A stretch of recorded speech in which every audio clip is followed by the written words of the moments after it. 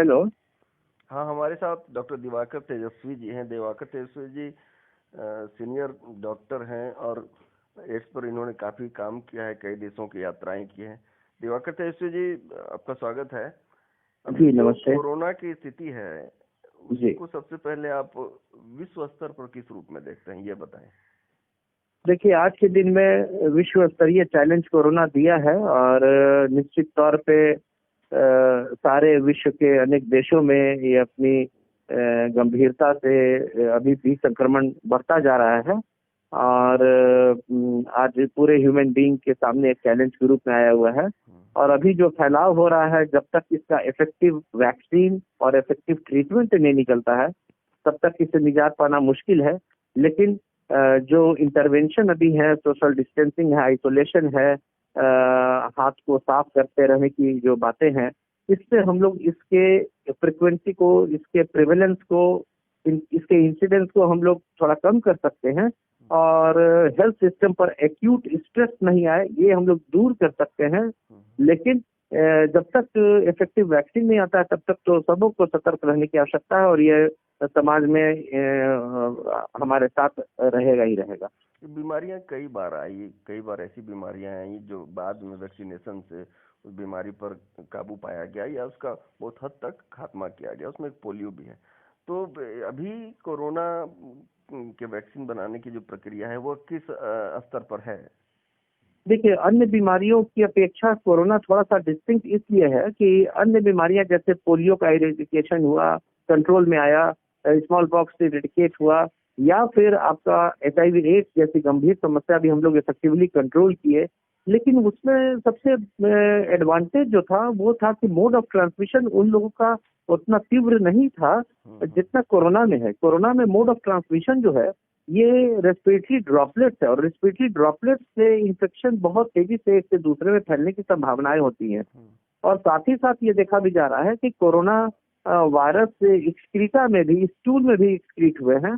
तो फीको oral route से ये हो रहा है कि नहीं, ये तो कहना अभी मुश्किल है, क्योंकि जो लैट्रिन में जो कोरोना वायरस निकल रहे हैं उनकी बहुत वायरलेंस नहीं रहती है, वो इफेक्टिविटी उसकी नहीं रहती है, लेकिन वायरल शेडिंग लैट्रिन स्टूल में भी हुआ है। लेकिन मुख्य जो इसका मोड ऑफ ट्रांसमिशन है, जो ड्रॉपलेट इन्फेक्शन, रेस्पिरेटरी ड्रॉपलेट है, इससे बहुत आसानी से एक से दूसरे में ये फैल सकता है। और सबसे और गंभीर क्या चुनौती आ रही है, पहले, इससे पहले जो सार्स वायरस था या फिर मर्स वायरस था, वो लोअर रेस्पिरेटरी ट्रैक्ट में ज्यादा इफेक्ट करता था। ये सब क्लिनिकल केसेस जिसमें कि इन्फेक्शन अभी नहीं है, उसके कोई लक्षण नहीं आए हैं, वो भी इसको अपर रेस्पिरेटरी ट्रैक्ट के द्वारा इफेक्टिवली ट्रांसमिट करने की क्षमता रखता है। तो जिसपे कोई लक्षण भी नहीं आ रहे हैं, उन्हें पता भी नहीं है कि उन्हें ये कोरोना वायरस का संक्रमण है, तो उसके द्वारा भी एक से दूसरे में ये ट्रांसमिट हो रहा है। ये बहुत बड़ी चुनौती है और इसलिए इसके फैलाव बहुत तेजी से हो रही है। जहाँ तक वैक्सीन का सवाल है, आरएनए सिंगल स्टैंडर्ड वायरस है और ये अच्छी बात है कि फ्लू वायरस के जैसा इन्फ्लुएंजा वायरस जो होता है उसमें मेक शिफ्ट एंड ड्रिफ्ट होती है और जेनेटिक वेरिएशंस बहुत होता है, इसलिए उसका वैक्सीन बनाने में थोड़ी परेशानियां होती हैं और एक साल में दो दो वैक्सीन उसकी बनती है, हर साल नई वैक्सीन बनती है उसके स्ट्रेन के हिसाब से। वैसी चीजें कोरोना वायरस में नहीं है, इसलिए वैक्सीन बनने की संभावनाएं प्रबल हैं और उस पर कार्य भी चल रहे हैं। और 4-5 वैक्सीन के जो सोर्सेज हैं, जो कैंडिडेट्स हैं, तो बहुत एडवांस स्थिति में भी ह्यूमन ट्रायल पे आ चुके हैं। तो अगर सब कुछ सही चलता है तो संभावना है कि इस साल के अंत तक, अगले साल के शुरुआत तक में कोई इफेक्टिव वैक्सीन हम लोगों को मिल पाए। कल का आंकड़ा, हम 26 तारीख का आंकड़ा देख रहे हैं, तो एक दिन में 1975 मरीज आए देश भर में। तो ये बहुत जी पैनिक स्थिति है। मतलब आप बिहार की बात करें तो जमालपुर जैसे, मतलब चौहद्दी के हिसाब से बहुत बड़ा शहर नहीं है जमालपुर, रेलवे का जंक्शन है जी हालांकि, लेकिन वहाँ भी बहुत पैनिक स्थिति है। 70 से ज्यादा मरीज वहाँ हो गए हैं और बिहार में सबसे ज्यादा आंकड़ा वहीं का है। आपने जो जी बड़ी बात कही कि स्टूल में भी ये आ सकता है, पटना जैसे शहर में जहाँ पर कि सीवरेज सिस्टम का अब की ये स्थिति है, आपने भी देखा कि यहाँ बाढ़ जैसी स्थिति हो गई थी। तो अब जब बरसात होगी तो क्या इसकी आशंका हो सकती है कि वो जो स्टूल में कोरोना के वायरस जाएंगे तो वो पानी जब सड़क पर जमेगा या फिर घरों में प्रवेश होंगे तो इसका बहुत प्रसार होने की आशंका है क्या? देखिए, अभी तक जो साइंटिफिक एनालिसिस हुआ है स्टूल का और स्टूल में वायरल लोड का, तो उसमें वायरस तो मिले हैं, वायरल शेडिंग हुई है, लेकिन वो इफेक्टिवली ट्रांसमिट करने की स्थिति में अभी तक नहीं देखा गया है। देखा गया कि जो लोग क्योर भी हो गए हैं, निगेटिव हो गए हैं कोरोना वायरस के संक्रमण से, उनके स्टूल में 37 दिनों तक, एक दो केसेस में आए हैं कि 37 डेज तक वायरल शेडिंग स्टूल में हुआ है। लेकिन उस वायरस की क्षमता जो है दूसरे को इन्फेक्ट करने की है कि नहीं, इस पर रिसर्च जो प्रारंभिक परिणाम आए उसमें वो इन्फेक्टिविटी उसकी नहीं आई है। तो इस तरह से मुख्य जो ट्रांसमिशन का स्रोत अभी तक जो हम लोगों को ज्ञात है वो रेस्पिरेटरी ड्रॉपलेट ही है, फीकल ओरल रूट से नहीं है। लेकिन निश्चित तौर पे अगर फीकल ओरल रूट से होगा तो ये गंभीर चुनौती हमारे देश में होगी। लोगों के सामने ये भी संकट है कि आम लोग किस तरह से बच कर रहे हैं। तो एक तो सामान्य रूप से जो सरकार भी बता रही है, आप भी बता रहे हैं कि एक दूरी बनाकर रखें लोगों से, और जिस तरह से साफ सफाई करें, साबुन से बराबर हाथ धोएं। तो इसके अलावा और आप किस तरह की सलाह देते हैं? देखिए, सबसे इम्पोर्टेंट है कि अभी जो लॉकडाउन और जो समय पर भारत सरकार ने पूरी तरह से इसको कंट्रोल करने के लिए जो उस समय के इफेक्टिव जो इंटरवेंशन थे, जिसमें कि लॉकडाउन या फिर भीड़ न लगना और हाथों को साफ रखना और आइसोलेशन में रहना, डिस्टेंस 6 फीट का कम से कम एक से दूसरे में मेंटेन करना, मास्क का प्रयोग करना, ये सब बहुत समय हम लोगों ने किया, जिस कारण से आप विदेशों में जितनी त्रासदी हुई है उस त्रासदी से हम लोग बचे हैं अभी तक। लेकिन जो भारत का परिवेश है और भारत की जो जनसंख्या की घनत्व है और जिस तरह के अनहाइजीनिक कंडीशन में हम लोग रहते हैं और जिस तरह की स्वास्थ्य सुविधाएं हैं, तो उसमें निश्चित तौर पे हम लोग के पास चैलेंज अभी भी है। और इस चैलेंज को अभी हमारे सामने, आपने ठीक कहा कि तेजी से अभी रोगियों की संख्या बढ़ रही है। आप देखें, एक एक कंसंट्रेटेड एरिया में धारावी है, जैसे मुंबई हॉट स्पॉट बना हुआ है, दिल्ली है, राजस्थान में है, मध्य प्रदेश में कुछ है, इसमें मैक्सिमम केसेस आ रहे हैं महाराष्ट्र। और हमारे यहाँ भी जितनी कंसंट्रेटेड है पॉपुलेशन है, बहुत ज्यादा जानकारी भी नहीं है कि कितनी सोशल डिस्टेंसिंग कितनी महत्वपूर्ण है इस बीमारी से बचने में, मास्क का प्रयोग कितना महत्वपूर्ण है, हैंड वॉशिंग कितनी महत्वपूर्ण है। ऐसी स्थिति में हमारे यहाँ चुनौती भी बरकरार है और थोड़ी सी भी ढिलाई आज के दिन में भी होती है तो यह हमारे देश के लिए बहुत महंगी कीमत इसके लिए चुकानी पड़ सकती है। इसलिए हम सबों को, जनता को और सरकार को अभी भी बहुत सचेत रहने की आवश्यकता है कि जमालपुर जैसे इलाके में और सुदूर क्षेत्रों में, बिहार के सुदूर ग्रामीण इलाकों में यह न फैले और समय रहते हम लोग इस पर सोशल डिस्टेंसिंग रखें जब तक कि हम लोग के पास इफेक्टिव वैक्सीन, इफेक्टिव ट्रीटमेंट की उपलब्धता न हो जाती है। कई बार ये दिख रहा है कि जो लोग समर्थ हैं, मास्क खरीद सकते हैं, मास्क का उपयोग कर सकते हैं, तो वो लोग भी गमछा का उपयोग कर रहे हैं। इसको आप कितना सही मानते हैं, या फिर इसमें क्या सुधार मानते हैं, इसमें क्या होना चाहिए? नहीं, देखिए, इफेक्टिव मास्क बेहतर है क्योंकि उसमें आप हाथ भी फ्री है और आप हैंड वॉशिंग भी करते रहते हैं और मास्क अपने स्थान पर हमेशा फिक्स रहता है। तो मास्क निश्चित तौर पे बेहतर होता है। गमछा में क्या होता है कि कभी कभी लोग पसीना, गर्मी के दिनों है और वो गमछा मुंह पर, नाक पर बांधे हुए हैं, अगर कोई बाजार में जा रहे हैं सब क्लिनिकल इन्फेक्शन में या फिर कहीं सब्जियों वाले में या फिर कहीं भी दुकान में गए और ड्रॉपलेट्स उनके गमछे पर लग गया, और गर्मी का मौसम आता है, गमछा से हम लोग की आदत होती है कि पसीने को पोंछ लेते हैं, तो अगर गलती से वो गमछा जो नाक पर, मुंह पर बांधा हुआ है, उसी से फिर हम नाक मुंह पोंछ लेते हैं, अपना पसीना पोंछते हैं, तो निश्चित तौर पे वो हमारे श्वास नली में जाएगा और हमको संक्रमित कर सकता है। तो गमछा तो प्रोटेक्शन का एक रूप है, लेकिन उससे बेहतर मास्क होता है। और गमछा भी रखें, मास्क भी रखें और गमछे से अपने पसीने को साफ कर सकते हैं, हाथ धोते रहें, लेकिन जो नाक और मुंह हमेशा ढका रहना चाहिए। वो मास्क से चेहरा नहीं पोंछता है लोग, मास्क नाक पर और मुंह पर ही फिक्स रहता है, लेकिन उससे अगर आप पसीना आया तो मास्क को निकाल करके आप पसीने को नहीं पोंछते हैं।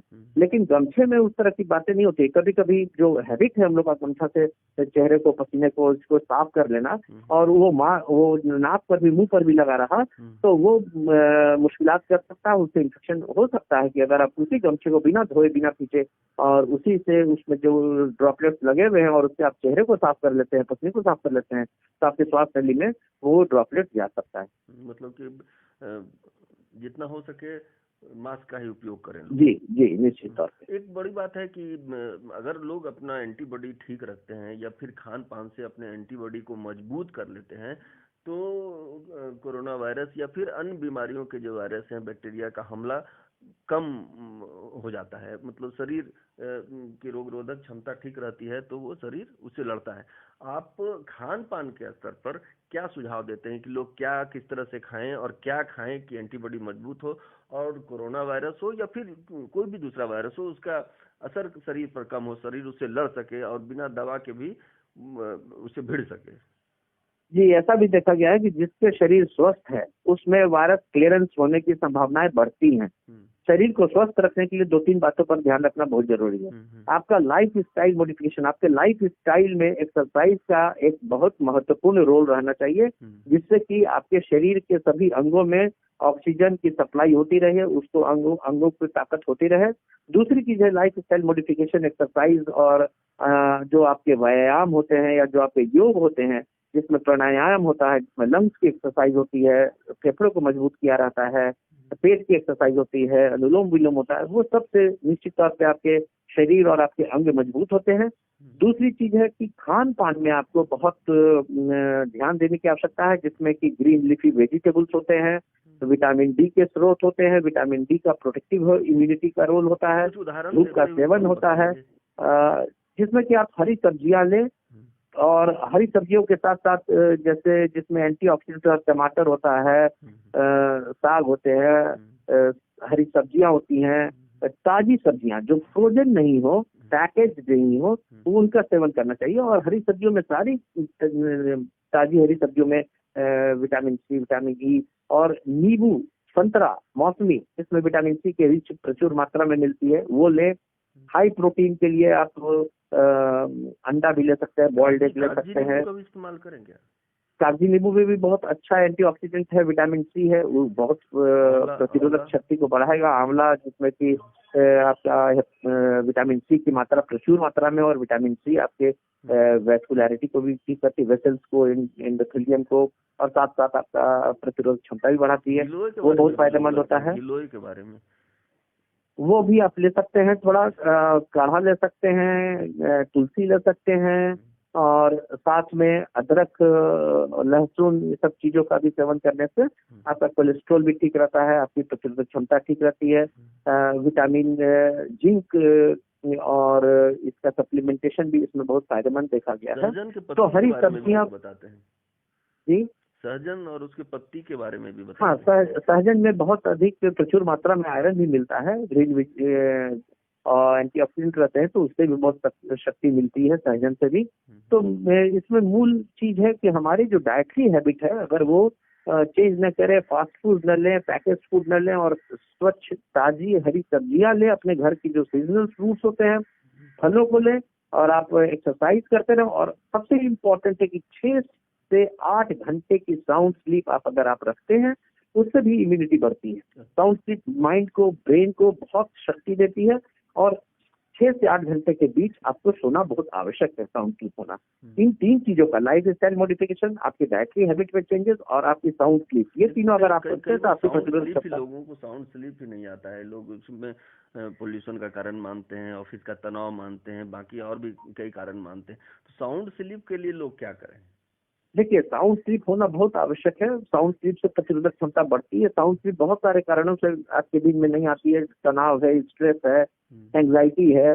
तो साउंड स्लीप के लिए सबसे इम्पोर्टेंट, अगर आप अपने शरीर को थका लेते हैं, चलते हैं, बुलते हैं, एक्सरसाइज करते हैं, खाना समय पे खाते हैं, हल्का खाते हैं, और अपने को मेहनत करते हैं, तो आप रात में जब बेड पर जाते हैं तो आपको नींद अच्छी आती है। लेकिन अगर उसके बावजूद अगर किसी व्यक्तियों को नींद में समस्या आती है, तो उन्हें चिकित्सीय एडवाइस के साथ अपना ऐसा दवाओं का चयन करना चाहिए जिससे उनकी स्लीप पूरी हो। स्लीप प्रॉपर होना बहुत आवश्यक है। बहुत लोग ये सोचते हैं कि अगर ये खाएंगे तो हमको दवाई की आदत लग जाएगी, ना तो वो सो पाते हैं, ना तो वो दवाई खाते हैं, और उस कारण से उनको लंबे समय के बाद ब्लड प्रेशर, डायबिटीज और बहुत सारी क्रोनिक बीमारियां होने लगती हैं। तो साउंड स्लीप होना आपका बहुत आवश्यक है। आप अपने मेहनत से करें, चल करके करें, योगा करे, कंसंट्रेट करे और अपने को रिलैक्स करे। उससे अगर उसके बावजूद नींद नहीं आती है तो चिकित्सीय देखरेख में नींद का उपाय आपको करना आवश्यक है। ठीक से आए इसके लिए डॉक्टर किस तरह के डॉक्टर से संपर्क करें? आप जनरल फिजिशियन से संपर्क कर सकते हैं, मनोचिकित्सक से संपर्क कर सकते हैं, मनोवैज्ञानिक से संपर्क कर सकते हैं। नाक, गला, थ्रोट विशेषज्ञ से भी संपर्क कर सकते हैं क्या? अगर स्नोरिंग है, अगर उसमें सांस रुकती है, उस कारण से खराटे से समस्या आती है, कोई ऑर्गेनिक कारण रखता है तो ईएनटी से संपर्क किया जा सकता है। मतलब शुरुआती दौर में फिजिशियन से संपर्क करना चाहिए जनरल। अगर सामान्य है, कहीं कोई लक्षण नहीं है लेकिन नींद नहीं आ रही है तो फिजिशियन से या मनोचिकित्सक से या मनोवैज्ञानिक से संपर्क कर सकते हैं। तो हम बिहार पर बात करते हैं कि बिहार में आप वर्षों से रह रहे हैं और बिहार के हेल्थ सिस्टम पर काम करते रहे हैं, हम लोग भी लगातार आपसे बात करते रहे हैं। तो अभी जो स्थिति है, आप कितने संतुष्ट हैं बिहार में जो कोरोना का इलाज हो रहा है और जो सरकारी व्यवस्था है इसकी, इससे आप कितने संतुष्ट हैं? देखिए, बहुत ही अच्छी तरह से भारतवर्ष के अंदर और बिहार के अंदर और ओवरऑल हमारे कंट्री देश ने इसके रिस्पांस के अगेंस्ट जो एक्टिव और प्रोएक्टिव डिसीजंस लिए हैं और जो जिस तरह से इसको हैंडल किया गया है अभी तक सराहनीय है। निश्चित तौर पर एक दो बातें और ध्यान देने की, कॉन्टैक्ट ट्रेसिंग हम लोग का बहुत वॉर फुटिंग पे होता है, जो कि बहुत महत्वपूर्ण है इसके चेन को ब्रेक करने के लिए। वो बहुत अच्छे तरीके से चल रहा है। टेस्टिंग की फैसिलिटी थोड़ी सी और बढ़ाने की आवश्यकता हो सकती है, डिफरेंट सुदूर क्षेत्रों में भी टेस्टिंग की फैसिलिटी हो, वो एक लिमिटेशन थोड़ी है, लेकिन अदरवाइज हम लोग का अभी तक का रिस्पॉन्स बहुत ही अच्छा रहा है। लॉकडाउन की जो भी स्थिति है और फिर 3 तारीख के बाद जो लॉकडाउन हो सकता है खुल जाए या फिर ना खुले, इस पर अभी कुछ फाइनल नहीं है। आपको क्या लगता है कि लॉकडाउन समाप्त हो जाना चाहिए? ऐसी स्थिति आ गई है बिहार में?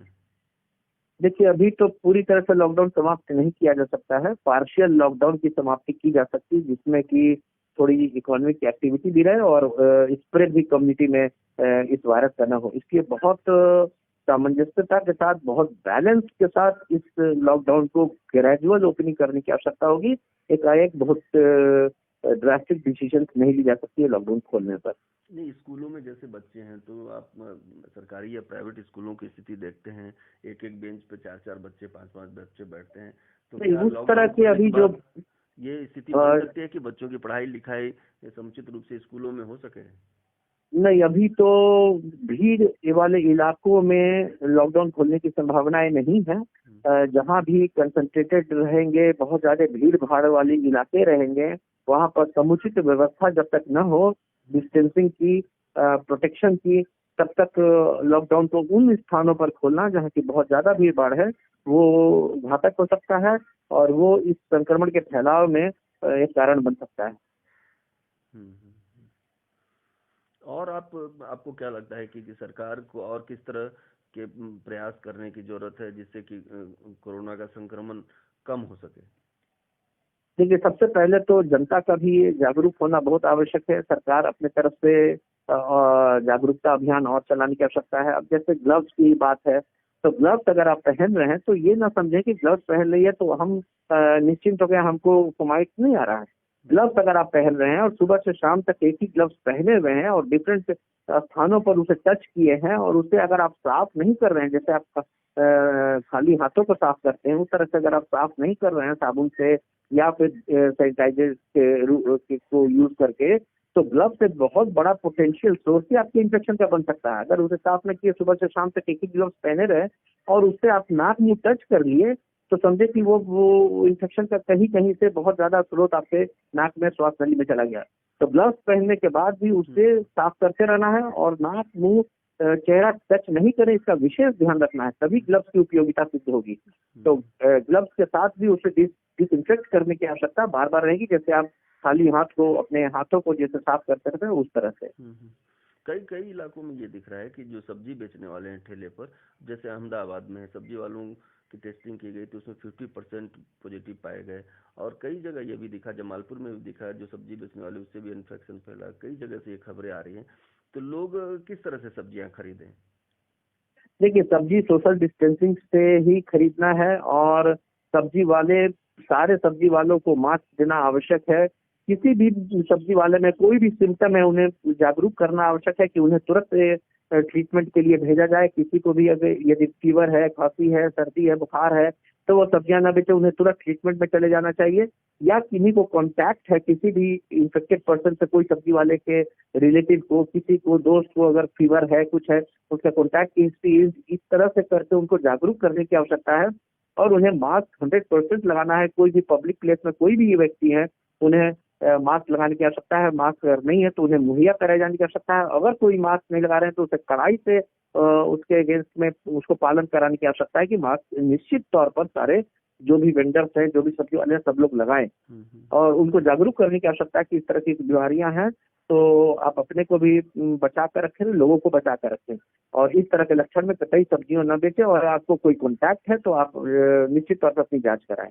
जमालपुर जैसे छोटा शहर है, उसमें 70 से ज्यादा मरीज अभी हो गए हैं, सबसे ज्यादा मरीज है सारण के बाद।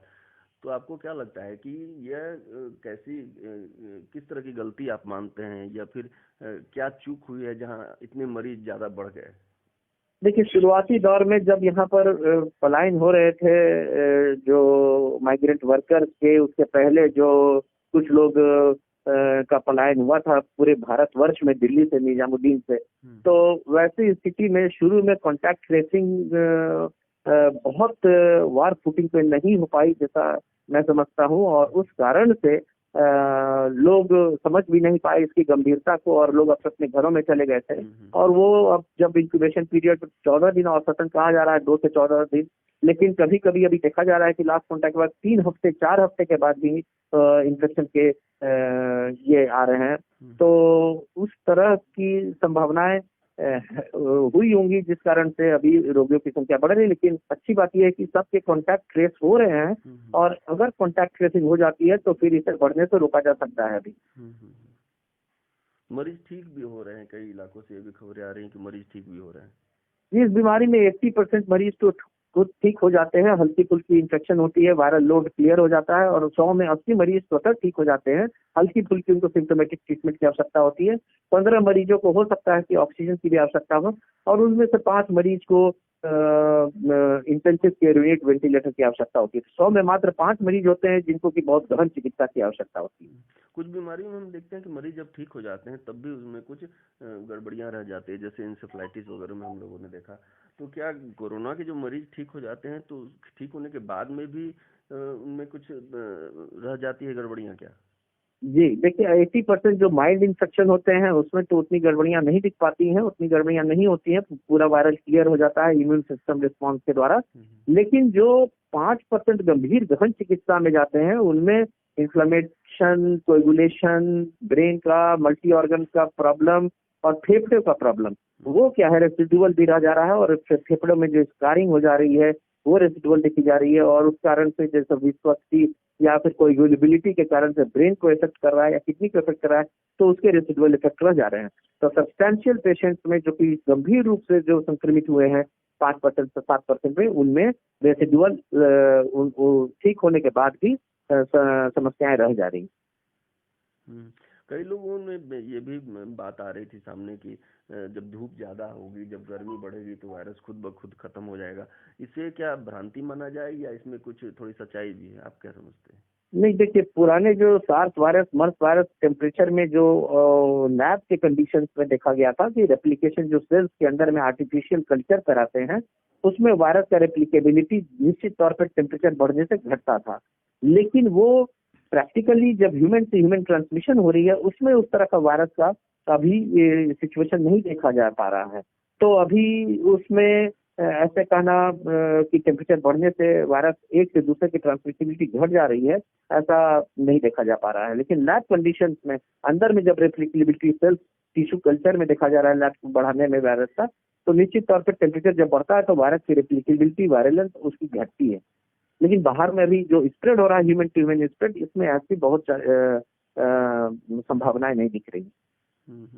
लोगों में ये भी सवाल होता है कि कई बार कि जब इसका टीका नहीं है तो फिर ये बीमारी कैसे ठीक हो रही है? हालांकि शरीर का इम्यून सिस्टम भी काम करता है, तो क्या कुछ दवाएं भी हैं इसके लिए जो कारगर साबित हो रही हैं?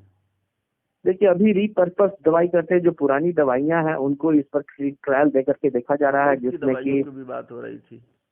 हाँ, एड्स की दवाइयां हैं, लोपिनाविर रिटोनाविर, जिसको कि ट्रायल के रूप में देखा गया।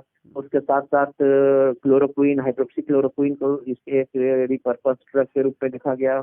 इसके साथ साथ जो इम्यून मॉड्यूलेटर्स होते हैं, IL-6 इनहिबिटर है, उन्हें जब क्राइसिस होता है, जो सीरियस पेशेंट है, उनमें जाकर देखा गया। कन्वालेसेंट प्लाज्मा है, जो रोगी ठीक हुए हैं उनके प्लाज्मा को लेकर के ट्रायल चल रही है, उनको देखा जा रहा है। लेकिन अभी तक इफेक्टिव एक रेमडेसिविर है, जो इबोला वायरस के लिए गिलियड ने बनाया था, उसकी सबसे प्रॉमिसिंग अभी तक थर्ड फेज ट्रायल चल रही है, जिसके प्रॉमिसिंग रिजल्ट आ रहे हैं, अच्छे रिजल्ट अभी तक आए हैं, लेकिन आगे और भी रिजल्ट आने की आवश्यकता है। तो उसका 2 वीक से 3 वीक के अंदर गिलियड साइंसेज उसके रिजल्ट के साथ सामने आएगा, फिर FDA के सामने रखा जाएगा। अगर वो अप्रूव्ड होती है तब वो एक अच्छी दवाई रहेगी, जिससे कि इससे वायरस के रेप्लिकेबिलिटी पर असर डालने वाली अच्छी दवाई के रूप में वो आ सकती है। और इसके साथ एक फेविपिराविर भी है, जो कि फ्लू के लिए जापान में यूज होता था, वो भी फेज 2 ट्रायल पे है। तो इन सब रिपर्पस दवाइयों की ट्रायल चल रही है, लेकिन अभी तक स्पेसिफिक कोई FDA अप्रूवल इसकी दवाई नहीं आई है। एक डॉक्टर का वीडियो बार बार आ रहा था, वायरल हो रहा था यूट्यूब पर भी, और उनका ये दावा भी था कि ये सब WHO का प्रोपगेंडा है और सामान्य इन्फ्लुएंजा से ऐसे भी हर साल लोग मरते हैं विभिन्न देशों में। तो ये एक मतलब मास्क बेचने का, दवा बेचने की, और ये पूरा प्रोपगेंडा की तरह है। आप इसको क्या मानते हैं? देखिए इसमें सच्चाई नहीं लगती है कि ये प्रोपगेंडा है, क्योंकि अगर फ्लू से आप इससे तुलना करते हैं तो फ्लू की मॉर्टिलिटी जो है 0.1% के करीब करीब है, और जब इसमें मॉर्टिलिटी आप देखते हैं कि 1 to 2% से ऊपर है, तो फ्लू से कई गुना ज्यादा मृत्यु दर इस बीमारी में है। तो ये फ्लू से इसको तुलना नहीं किया जा सकता है। और फ्लू के अगेंस्ट में आपके दवाई भी है, ओसेल्टामिविर है, एंटीवायरल दवाइयां हैं, तो फ्लू के अगेंस्ट में वैक्सीन है। तो फ्लू की भयावहता से इसको तुलना नहीं की जा सकती, और यह ऐसा नहीं लगता है कि कोई प्रोपेगेंडा है। एक बार आप फिर से बिहार सरकार को क्या सलाह देना चाहते हैं लाइन ऑफ ट्रीटमेंट? देखिए अभी हम लोगों को बिहार सरकार को और जनता को जागरूक करने की आवश्यकता है कि अभी हम लोग को सचेत रहना है। अभी हम लोग को अति सचेत रहने की आवश्यकता है, क्योंकि अब कम्युनिटी में ट्रांसमिशन की संभावनाएं बढ़ रही हैं, और ऐसे में सोशल डिस्टेंसिंग, मास्क का प्रयोग और 6 फीट दूर रहना एक से दूसरे में, आइसोलेशन, क्वारंटाइन, और जो भी व्यक्ति के लक्षण है उनको तुरंत जांच की व्यवस्था हो, टेस्टिंग की फैसिलिटी बढ़ाने की आवश्यकता होगी। और इसके साथ साथ सरकारी स्तर पर जितने भी 2 व्यक्ति से ज्यादा का नियम, अभी तक 5 व्यक्ति का नियम है, लेकिन 2 व्यक्ति से ज्यादा एक साथ में अगर एक परिवार के हैं तभी देखी जा सकती है, जो ऑस्ट्रेलिया में जिस तरह से किया उन लोगों ने, और कंट्रोल पे, इफेक्टिवली कंट्रोल पे बहुत जल्दी ले आए हैं वो लोग। जो उन लोगों में इतना ज्यादा मैंडेटरी प्रोविजन किए थे, जिसमें कि अगर 3 से 4 व्यक्ति बिना कारण के रोड पर दिख रहे हैं तो सबको फाइन होती थी, और उसमें पुलिस वालों को भी, खुद एक पुलिस वाले ने दूसरे पुलिस वालों को फाइन किया था। तो इस तरह के स्ट्रिक्ट मेजर्स लेने की आवश्यकता होगी, नहीं तो हम लोग के यहाँ भी भयावह स्थिति हो सकती है। चलिए, बहुत बहुत धन्यवाद डॉक्टर दिवाकर तेजस्वी जी, बहुत धन्यवाद बिहार इन फोकस से जुड़ने के लिए। और मुझे लगता है कि बहुत सारे सवालों के जवाब, जो जनता के सवाल थे और बहुत तरह के सवाल थे, तो उसका जवाब आपने दिया। हमसे जुड़ने के लिए बहुत बहुत धन्यवाद। धन्यवाद।